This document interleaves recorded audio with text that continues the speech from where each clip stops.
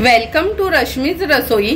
आज मी तुम्हाला आमच्या आगरी कोळी पद्धतीने लॉबस्टर्सची करी किंवा शेवंड्यांचं कालवण कसं बनवायचं ही रेसिपी दाखवणार आहे। त्यासाठी हा व्हिडिओ तुम्ही शेवटपर्यंत बघा आणि माझ्या चॅनलला लाईक, शेअर आणि सबस्क्राइब करा।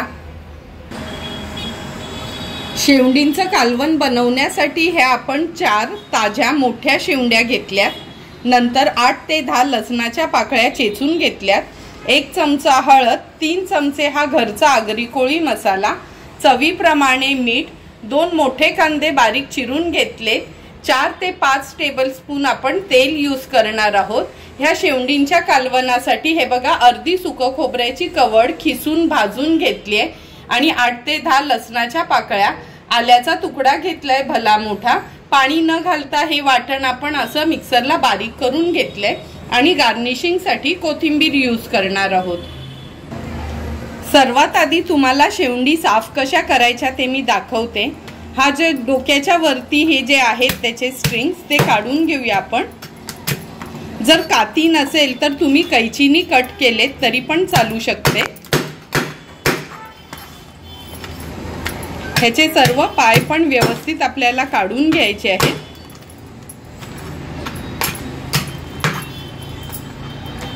शेपटीचा भाग मी मुद्दामच ठेवणार आहे आणि तुम्हाला जर ते इझिली असं खाता येत नसेल, नॉर्मली आम्ही आगरी कोळी लोक तर जेवतानाच त्याला कट करून खातो।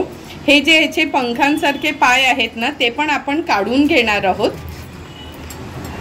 तुम्ही जर कैची वापरली तर इझिली ते निघतील। कातीला धार असते म्हणून मी कातीनीच ते कट करून घेते। हे बघा सर्व पाय ह्याचे काढून झालेत। आता ही खूप मोठी शेवंड आहे, म्हणजे हे बघा आपल्या हातापेक्षा पण एकदम मोठी शेवंड आहे, म्हणून मी ह्याचे 2 भाग करून घेते। हे डोक्यापासून आहे ना असं मधना कट करून घ्यायचं आहे आणि इथे आहे ना थोडी स्लाइट कट मारायची।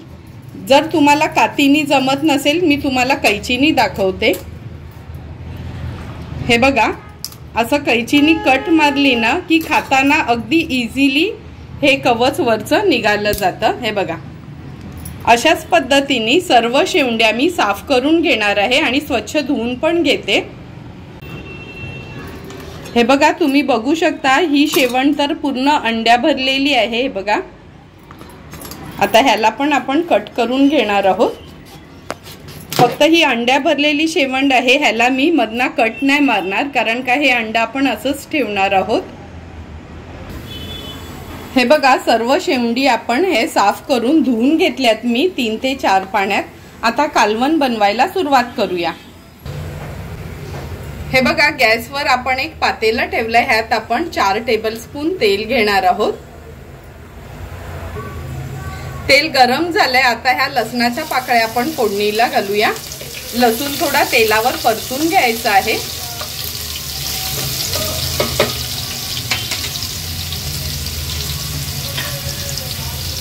लसूण तेलावर परतून झाला की हे 2 कांदे जे आपण बारीक चिरून घेतलेले ते ऍड करूया।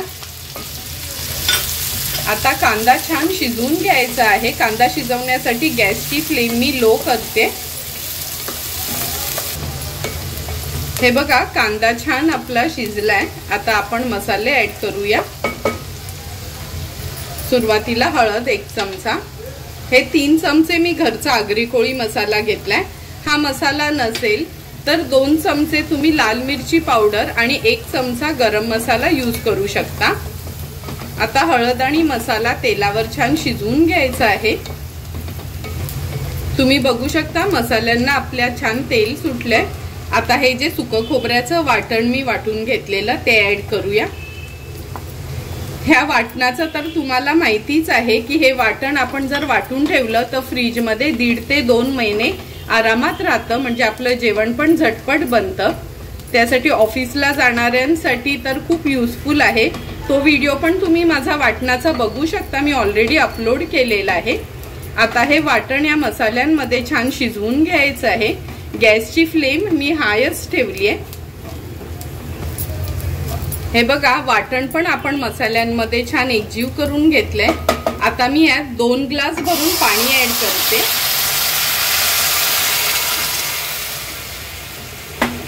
पाणी ऍड केल्यानंतर व्यवस्थित मिक्स करून घ्यायचं आहे आपल्याला।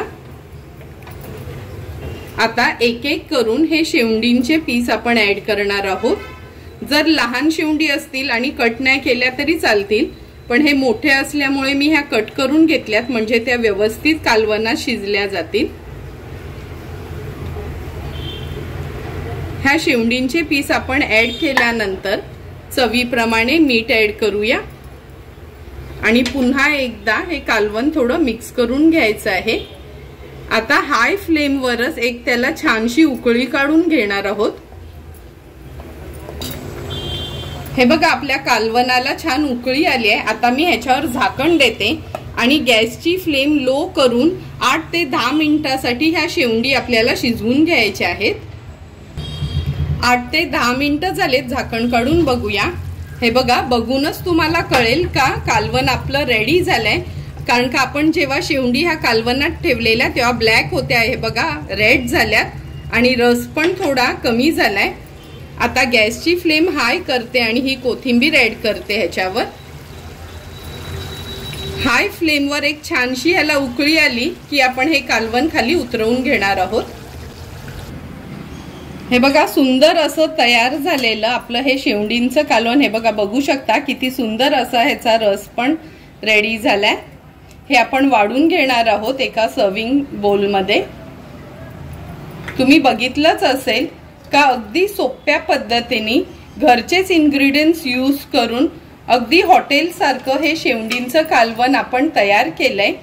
तुम्हाला पण जर मी बनवलेलं हे शेवंडींच्या कालवणाचा व्हिडिओ आवडला असेल तर तुम्ही पण नक्की एकदा तरी माझ्या पद्धतीने हे कालवण घरी ट्राय करा आणि मला कमेंट करून सांगा की तुम्ही बनवलेलं पण हे कालवण कसं झालंय ते।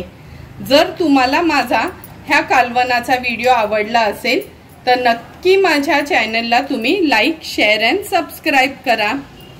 Thank you for watching my video.